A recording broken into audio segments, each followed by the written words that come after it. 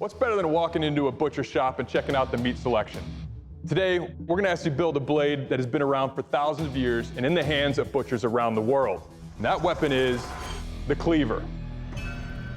Now you're probably wondering what kind of steel they're gonna be using to make our cleavers. And that's right here. You must harvest your materials from these high-carbon steel meat hooks. They're all made of W1 steel, and you can use any method you choose to build your blades. Now, gentlemen, keep your eyes on the clock because you only have 3 hours to complete your work. And that time starts now. My name's Justin Workman, I'm 39, and I've been bladesmithing for roughly 4 years. The last 3 months, I've been going through chemo with the hopes that I'd stave off the need for an amputation of my right arm. I hope it sets an example to anybody that's struggling. No matter how bad it is, you can still power through it. I have 2 handles for the meat hooks. So I'm just gonna flatten them out and forge weld these together. I leave my stack in the forge until it is yellow. Then I proceed to ask Big Blue for help. All I have to do is not screw up the heat treat and making sure I don't get that infamous fireball in my already hairless face. Oh! I'm praying I don't hear any tings, pops.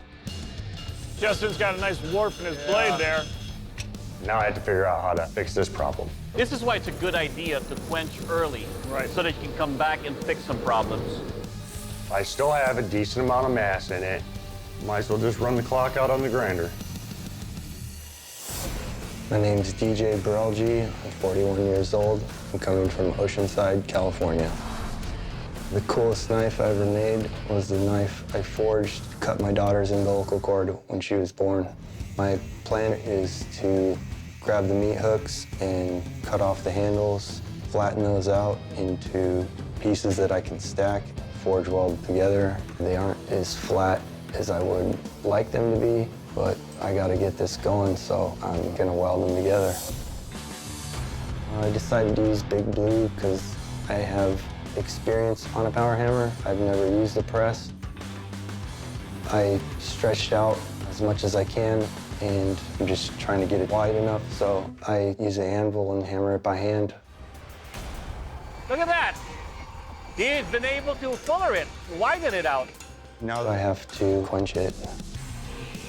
Quench now. There you go. Whoa. It was high, but it wasn't bad.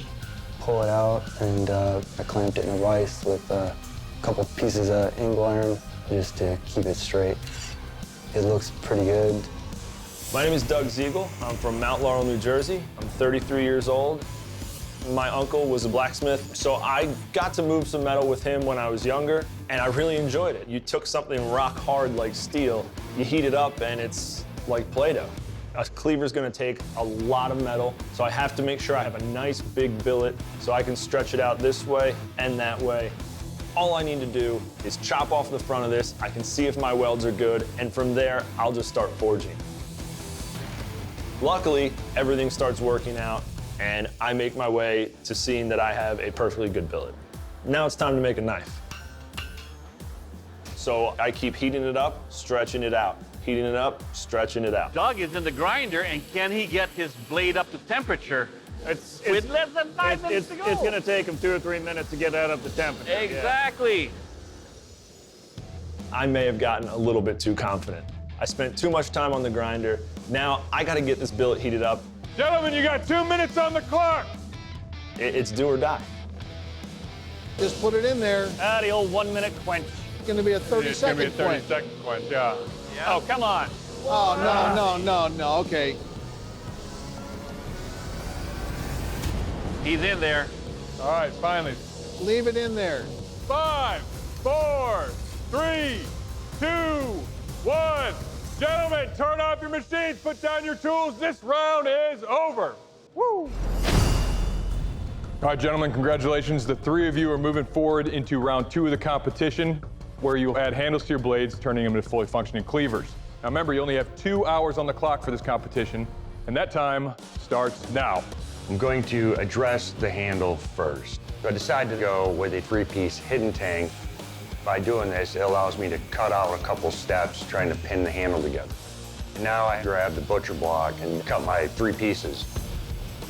After I approach the handle, I'm now going to be dealing with that major warp. So I build a jig, get it set up, and heat up the spine. It does not snap. That's gonna have to do. I've got this thing pretty straight, so now we can move on to bigger and better things. So the last thing I need to address is that delam in the center. The only logical solution that I can think of is grab the welder, fill the hole, grind it clean. Right now, I feel this is the only option to take. Finally, we have solid steel. My plan for the handle is to cut 2 identical scales and pin them together. I'm putting the holes in the tang, so I went straight to the torch to just cut a huge clearance hole. That's what DJ's doing, is blowing pinholes. Drilling is prettier, but cutting with a torch is faster. I'm just trying to get it done. I'm pretty confident. I feel like I'm gonna finish the blade and have something to turn in. I'm going to put the handle on and refine the shape of it. I had extra time, so I'm trying to decorate the handle. I'm trying to make something that has soul. It's something you can't get at a store, because I'm a human being, not a machine. I'm at the drill press, and I purposely left my handle unquenched. I wanted that metal to be a little bit softer so that I had a better chance of drilling through it. I got the holes drilled very easily, so now I just have to get the pieces of the butcher block cut, start getting them assembled, epoxied on, and then start shaping. Right now, I need to focus on the handle being comfortable. The blade has to interact with the target, but the handle has to interact with the user. So I want to make sure I balance my time evenly between those two things. So now that I'm in a good place with my handle, I just want to refine that edge. I want that edge to be strong because it's meant to chop. 5, 4, 3, 2, 1. Put down your blades, put down your tools. This round is over. All right, bladesmiths, welcome to our strength test, our bone chop. I'm gonna take your cleavers and smash through these series of bones. What your blades do to the bones is pretty much irrelevant. I wanna see what the bones are gonna do to your blades. All right, DJ, you look excited. I am. All right, let's go do this.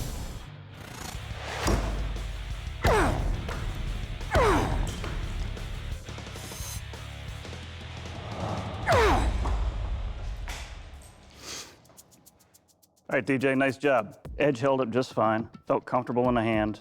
A little bit square on the bottom, but everything's tight. Nicely done. Thank you. All right, Doug, you're up. How you feeling? Feeling pretty good. Have at it. All right, let's do it.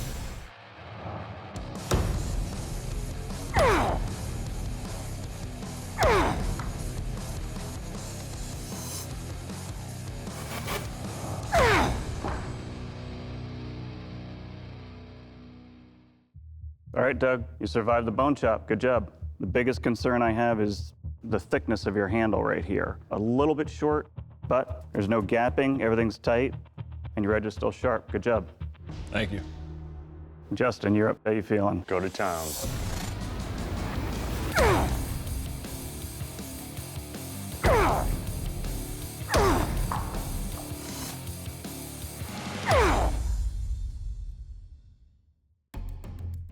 All right, Justin, good job. You survived. I was a little concerned with the gapping right here at the shoulders, but it held up just fine. You might have had a hole in the side of your blade, but there's nothing wrong with your edge. Good job. Thank you. This is the sharpness test, the meat and vegetable slice. Now, unlike the strength test, this is all about how well your cleavers cut the meat and vegetables. All right, DJ, your turn. You ready? Does a one-legged duck swim in a circle? Quack, quack. Let's do this.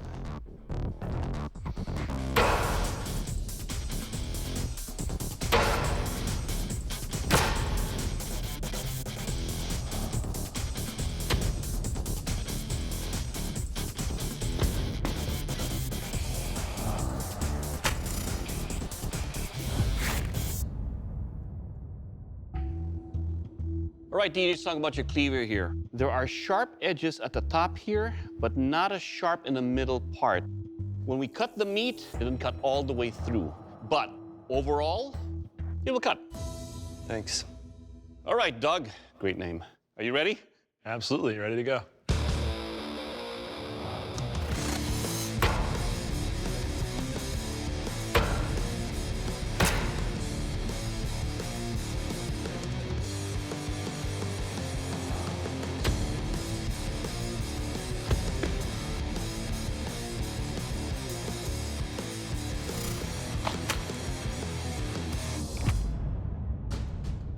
All right, Doug, on the meat slice, it's chopped, but it's not a clean cut all the way through. Now, on the produce side, it pretty much cut everything. Overall, sir, your cleaver will cut.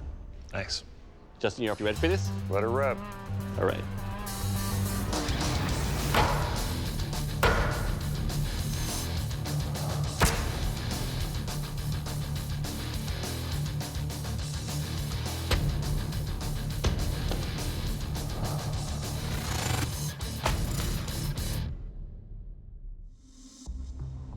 All right, Justin, let's talk about your cleaver here. With the cuts over here, plenty sharp. Everything it cut through, except for the melon, but overall, sir, your cleaver, you will cut. Thank you. All right, gentlemen, you all met parameters and you all tested well, but unfortunately only 2 of you will be moving forward into round 3 of the competition. The judges have made their decision, and the bladesmith not moving forward is DJ. And Doug's gonna tell you why. DJ, it came down to the sharpness test. Your blade has an obtuse edge. That coupled with dulling from the strength test, well, the potato getting hung up on it says it all. For that reason, we're sending you home. Now, DJ, unfortunately, your time in the forge has ended. I'm gonna have to ask you to please leave the floor. All right, thanks for the opportunity. Well done. I would have liked to have done things better. I would have tried to slow down. I still got a lot to learn about making knives, but I had a good time.